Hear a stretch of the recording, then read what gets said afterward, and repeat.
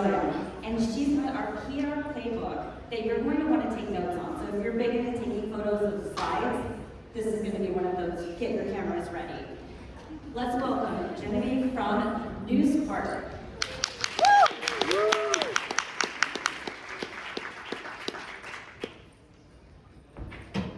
Thanks for that intro. Can anyone tell me where this is?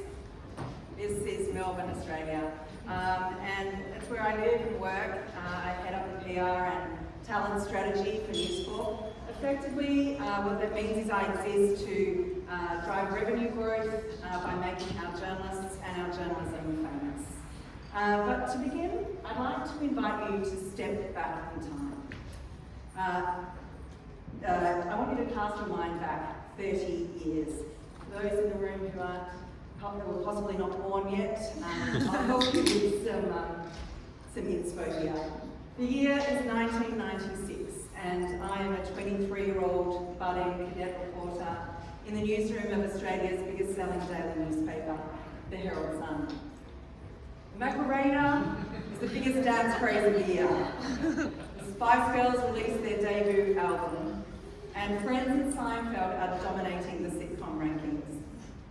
It's a time before smartphones, before laptops, and certainly before the internet. Personal computers like this one were relatively new. Back then, the greatest analytics tool we had was the pub across the street, where I probably spent a little bit too much time. Daily publishing decisions were largely based on intuition and gut feel. There was almost a complete lack of data. The loudest voice won, and it was usually his. Contrast that with today. It's 2026, and 30 years later, I am absolutely spoiled for choice with the most sophisticated data analytics in the world at my fingertips, thanks to Melwater. These expert insights and perspectives really help me navigate the chaotic, ever-changing world of media in the Australian media landscape. And yet, I still go home to these two teenagers to have my authority questioned, to be told that my metrics for success are absolutely meaningless. However, it turns out that surviving teenagers builds the resilience you need to survive in corporate life. Because just like parenthood, where the respect and trust of your children must be earned through consistent words and actions, so it is in the boardroom. In corporate life, credibility isn't claimed, it's engineered. Today, I want to tell you a story about how I learned to engineer that credibility. And it all started with a white paper napkin. To understand what happened, you need to fast forward a couple of decades from that newsroom and understand what happened in the media landscape. By this stage, digital publishing has exploded. Traditional advertising revenue models had completely imploded, and data-driven decisions were now non-negotiable. At the time, I was led by an outstanding marketing leader. He was the kind of CMO who could fuse art and science and balance creativity with absolute accountability. His defining mantra was earn the right. Trust, he told me and everyone else at our organisation, is a privilege and it must be earned over time. His name is Damien Eels, and today he's the CEO of Realtor.com here in the United States. But Damien's no ordinary CEO. He may look like a teddy bear, but he's beneath the surface a hard-working, super smart, and somewhat intimidating leader. And so it was opposite Damien that I was sitting in a Sydney cafe, and he was asking me to explain my PR efforts. I was quite proud of myself, so I was sort of sitting there explaining all about the media exposure that I was getting. And he stopped me. He pulled a white paper napkin from the centre of the table, took out a pen and sketched a simple axis. It was Marketing 101, not revolutionary, but it was just enough for my journalist brain to start viewing success from a different perspective. He drew a scatter graph to plot our outputs and challenged me. He asked, how do you link the outputs to outcomes? The question that he asked next completely reframed my approach. What is this really doing for our bottom line? And I immediately understood. We were the country's leading storytellers, but no one was telling our stories in a way that was meaningful to the business. He showed me that simply showing up on air was not enough if it did not drive consumer action. If a broadcaster wasn't going to give us what we wanted, wasn't going to give us that call to action, he said maybe we shouldn't even bother showing up at all. And that was pretty radical thinking at the time. So that sketch on a white paper napkin was my first light bulb moment. In that moment, I realised that data can tell you what happened. But to be a trusted advisor, you have to go further. You have to ask, so what and now what? It's a mindset shift. You have to close the loop between insight and action.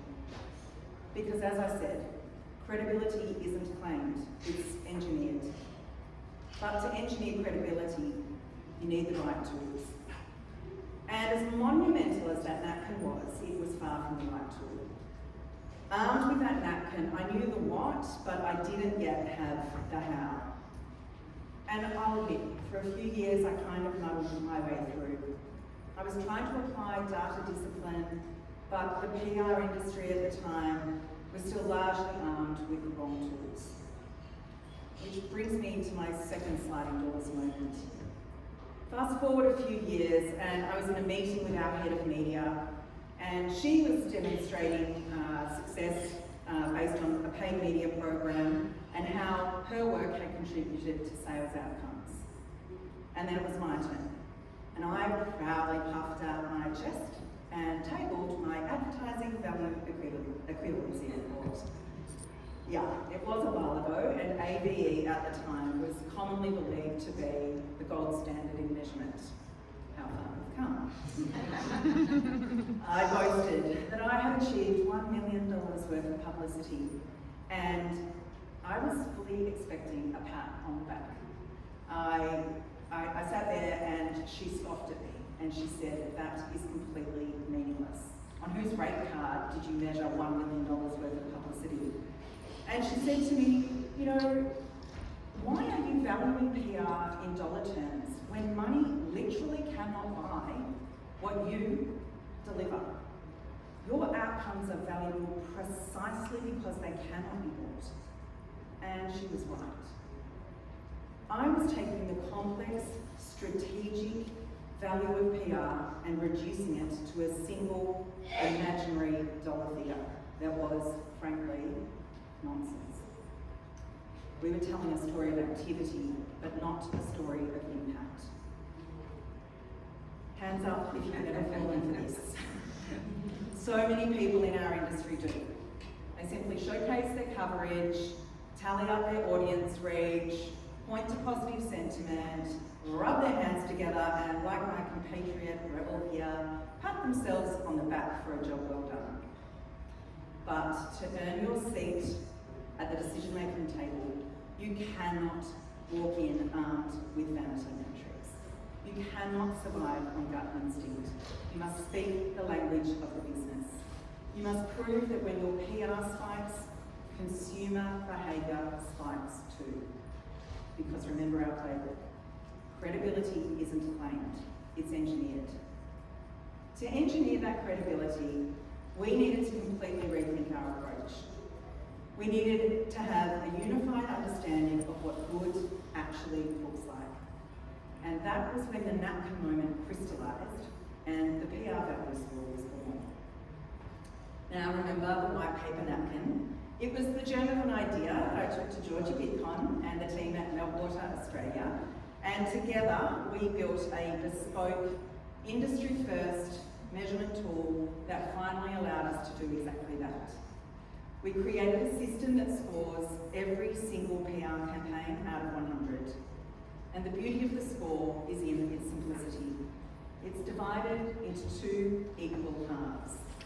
Now the first 50% is our volume score, and I think we all know how to count clicks, so I'm not going to spend too much time on that 50%. Suffice to say that we do have to achieve minimum standards in volume of hits per day in order to achieve a high score. But it's the second 50% where the magic happens. The second 50% doesn't measure quantity, it measures quality of every single clip.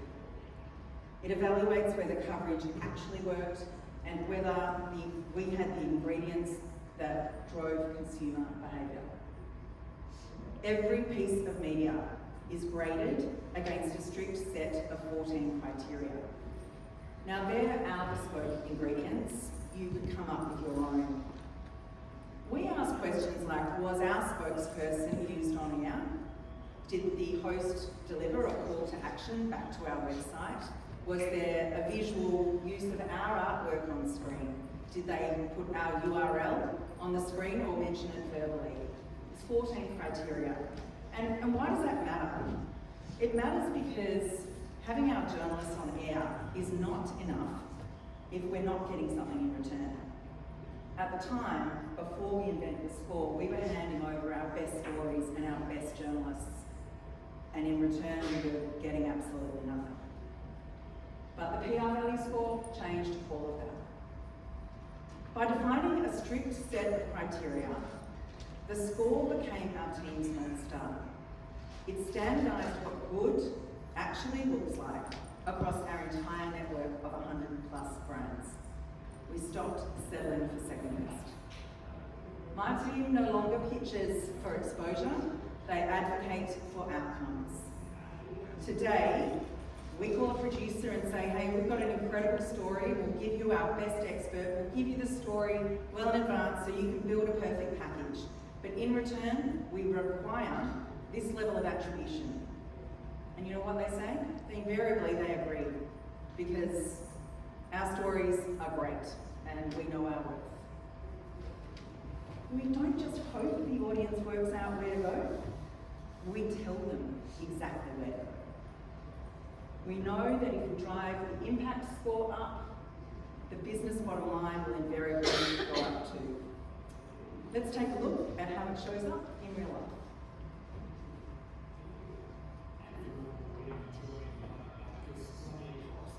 Yeah.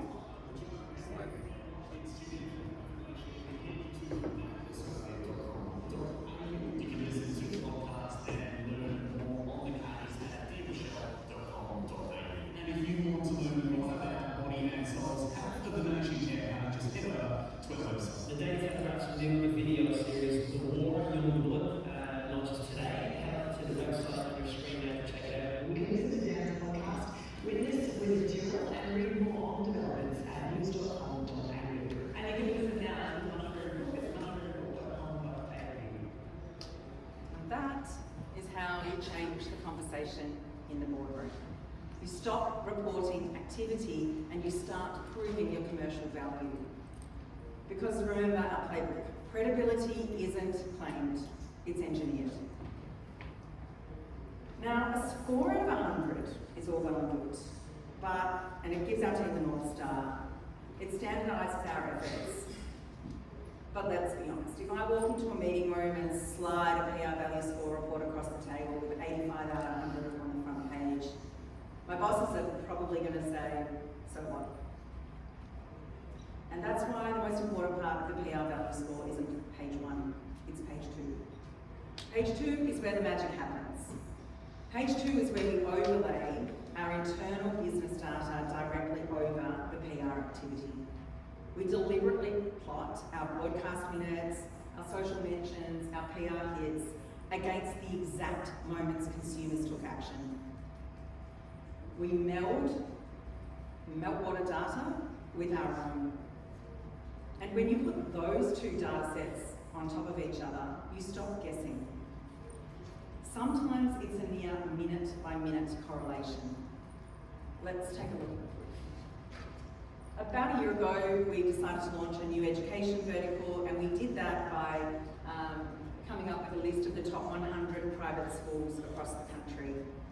It was a massive data journalism vertical, and we knew that our target audience was growing families. Mums and dads, busy getting ready for the day at work and the school day ahead, are often sitting at home around the kitchen table, watching TV or having radio on as they get ready for their day. So we deliberately targeted breakfast TV and radio programs, placing our educational reporters, principals from the leading schools across the airwaves. And here's what happened. At 7:55 a.m, that's annoying. The whole thing came up. Okay, that was meant to be a transition. The red here, which you can see, sort of, is the peaks of TV coverage. And we peaked at 8 a.m. On TV. And again at 6 p.m. and again at around 10 p.m. And then when we overlaid our business data, you can see the subscriptions is the bar graph. And so from the moment that we were on TV, and this is only 2 days, so it's literally in an hour-by-hour block, so you can see that there is a direct correlation from the time that we were on TV. That is when the consumers started to react to the campaign. And that's despite marketing and editorial being in market hours before. But the most important thing that happened in this example was that 56% of the traffic that came to us at 8 a.m, 56% came direct. Now think about that. These weren't people who were stopping mid-scroll and clicking on a marketing ad. They were people who were deliberately typing in our URL, top100schools.com.au, into their browser. We didn't just get exposure, we drove action. But the real kicker came about a month later when we launched our top 100 public schools. And the product team was in a meeting saying, let's launch on a Monday. And marketing said, yeah, Monday's good. And editorial said, great, we'll go Monday. And PR, we were like, we really want to get that breakfast TV moment, and we think that we're going to get a better opportunity to do that on Sunday morning. So we spoke up and said, guys, we really want to launch on a Sunday. And the editor interrupted the meeting and said, okay everyone, I think we really need to listen to PR. The PR here is absolutely critical to the outcome of this campaign. Let's launch whenever PR says we should. The living proof that credibility isn't claimed, it's engineered. But it's not just about traditional media. We can engineer this kind of correlation across new audiences and new platforms too. A few years ago, we launched The Oz, which was a news app for Generation Z, and in partnership with Storyful, we came up with a list of the top 100 social content creators in the nation. But instead of just publishing the list, we engineered a cyclical loop. Step one, we told the stories of those content creators across our print and digital publications. Step two, we pitched to mainstream TV to have them be interviewed across traditional TV shows. And step three, we asked the programs themselves to post the clips of their own coverage on their socials. And finally, we asked the content creators to republish on their social platforms, and they all had millions of followers. We asked them to republish any of the coverage that was of their earned media hits on their own platforms. And the result was an extraordinary real-time demonstration of compounding momentum. You can see there the exact spike from the social coverage landed at the exact time that the page views is the bar graph, and the red peak there was the exact moment that the social creators were posting. So the kicker was that those absolute spikes in PR, in page views, correlated exactly with the moments that the influencers reposted our coverage. And finally, there's a uniquely Australian case study I'd like to share to show you that you can engineer credibility even in a completely saturated market. Australia's famous for many reasons, our funny accent included, but the case that made us most famous last year was the extraordinary true crime court drama that was playing out in a tiny country town in Victoria not far from where I live. It was dubbed the Mushroom Cook. Wife and mother Erin Patterson was accused and ultimately convicted of killing 3 family members with a beef Wellington dish that she had cooked, laced with death cap mushrooms. and every media outlet in the world was chasing this story. Our objective was to cut through the noise and to drive audiences back behind our paywall and to our podcast. So instead of hiding our journalists, we deployed them everywhere. They built a makeshift podcast studio in a local Airbnb in this country town where they lived and worked for 6 weeks straight. We worked with them on their social playbook and their PR strategy. We deliberately placed them in interviews on competing networks, and we achieved coverage around the corner, around the country, and around the world. But why were we handing our best experts to our competitors? Because we didn't do it for free. Every single time our journalists appeared somewhere else, we negotiated those strict calls to action, and every time they appeared on a competitor's program, they drove their audience back to us. And when you pulled out page 2 of the PR Value Score report, you could see that there were spikes in PR that loosely correlated with those spikes in subscriptions. It's not a perfect science, but you can see a real synergy. We're using our competitors' reach to drive our own commercial success. Now, when you put that page 2 data in front of your CEO, your CMO, or your client, the conversation completely changes.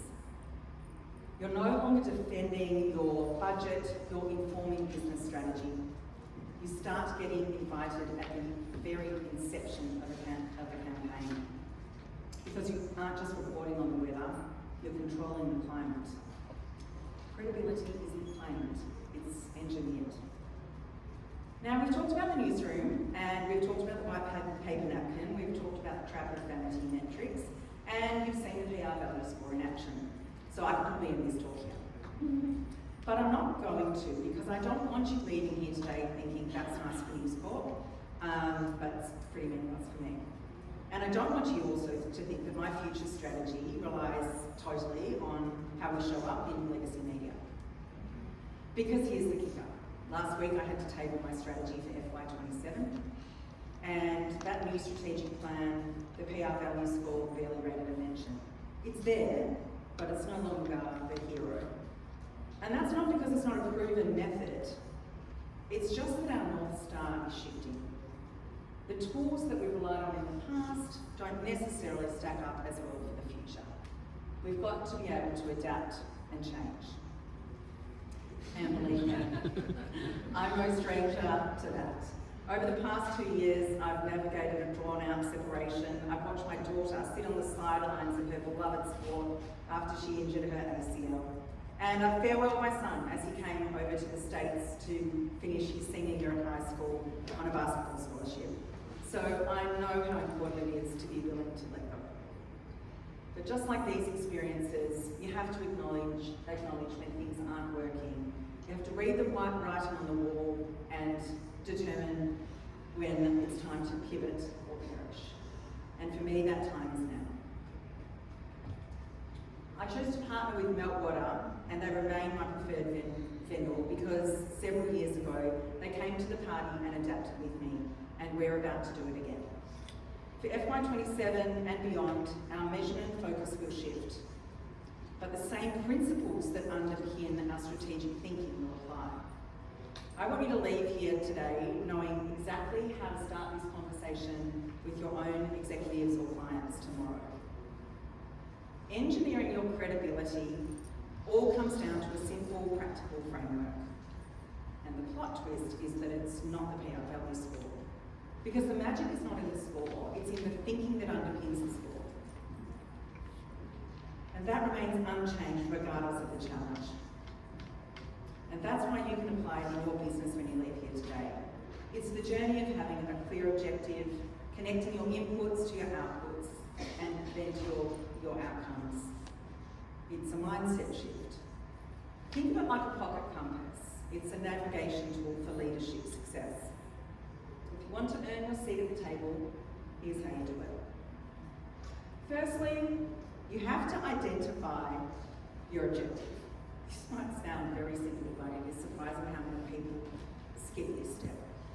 You have to agree that North Star before you begin pitching to anyone. Sit down with your leader, your CMO, your CEO, and work out what it is that you're shooting for. and so that everyone is on the same page. Then, determine your inputs. Now, this is your strategy. These are the specific steps that you're going to take to hopefully achieve the business objective. If you're going to have a party, you don't want people turning up to the wrong dress. So make sure you know exactly what you're going to be doing with those inputs. And then monitor your outputs. This is where most PR people stop, by the way. They stop here. They measure their sentiment, their hits, their volume, their reach. They pat themselves on the back and say, job well done. But you have to go further. You have to prove the correlation between your activity and the business impact. Data alone is just numbers. Data can tell you what happened.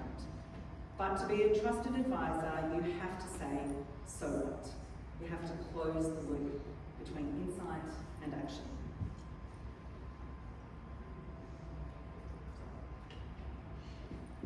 And when we built the PR value score, I was hoping to prove my commercial worth.